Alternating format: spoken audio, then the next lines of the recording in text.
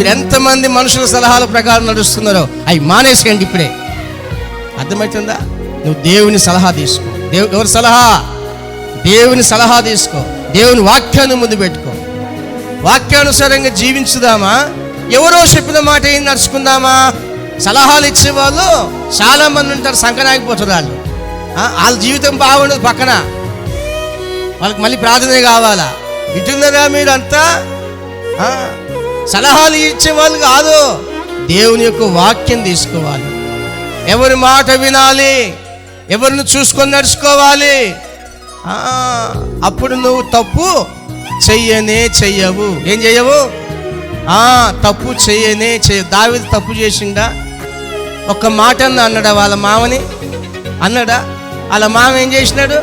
చంపుదాం అనుకున్నాడు. ఏమనుకున్నాడు? ఒక మాట అన్నాడా? ఒక్క మాట అన్నాడా? వాళ్ళ మామ జుట్టు దొరికింది. జుట్టు దొరికితే ఏం చేశాడు? చెమ్ము తీసుకున్నాడు, ఈట తీసుకున్నాడు, పరిగెత్తుకొని వెళ్ళిపోయి గట్టిగా అరిశాడు. నన్ను చంపడానికి వచ్చాడు అని తెలుసు.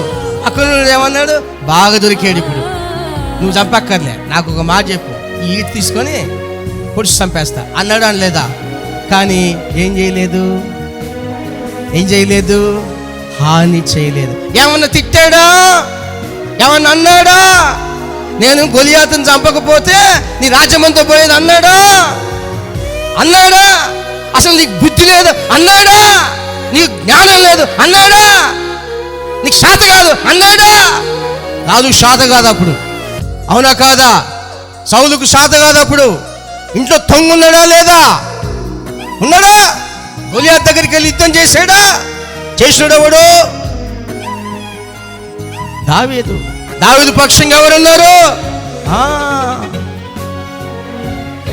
దేవుడు అతని పక్షంగా ఉంటే ఏమన్నాడు? ఉంటున్నారా? కానీ సౌలు పక్షంగా దేవుడు లేనందువల్ల సౌలు ఏం రెచ్చిపోయాడు? సంపుతా అన్నాడు. రకరకాలుగా ఎమ్మడిపడ్డాడు. అవునా కాదా? వింటున్నారా? దేవుని ఆత్మే కనుక మనకుంటే మనం మాట్లాడతామా? మనం అంటామా? మనకు చేయగలుగుతుందా? దేవుని ఆత్మ దావీదుతో ఉన్నందువల్ల గొలియాతుని జయించగలిగాడు. ఏమని పోయాడు గొలియాతుని జయించేటప్పుడు? చెప్పు. నేను యెహోవా పేరట వస్తున్నాను. ఎవరి పేరట? నేను యెహోవా పేరట వస్తున్నాను అన్నాడా? అనలేదా? బహు వినయం కలిగిన వాడు. అతని ప్రవర్తన చూసి వాళ్ళ మామకే వణుకు పుట్టింది. దావీదుకున్న కోపాన్ని బట్టి మామకు వణుకు పుట్లా. అతని వినయ ప్రవర్తనని బట్టి మామకు మరెక్కువ భయమైంది. కొంతమంది స్త్రీల గురించి కూడా వాక్యం బోధించినప్పుడు చెప్పాను.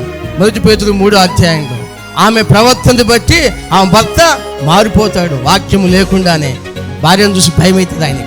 అర్థమవుతుందా? అంత పవిత్రంగా జీవించమంటాడు పేతురు భక్తుడు.